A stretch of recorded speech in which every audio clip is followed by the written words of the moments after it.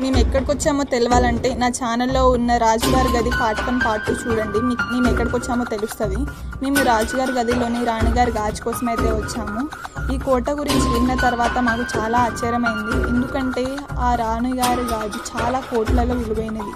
కానీ తెలిసిన చుట్టుపక్కల వాళ్ళు ఎవరు దాన్ని తీసుకోనికి ముందుకు రావడం లేదు. ఎందుకంటే ఇది చాలా భయంకరమైన కోట అంట. దీంట్లో వచ్చిన వాళ్ళు ఎవరు బయటికి వెళ్ళారంట. అది తెలిసి మాకు చాలా భయమైంది. కానీ మా స్నేహితులందరం గట్టిగా అనుకొని ఒకరోజైతే రాణిగారి గాజు కోసం వచ్చాము.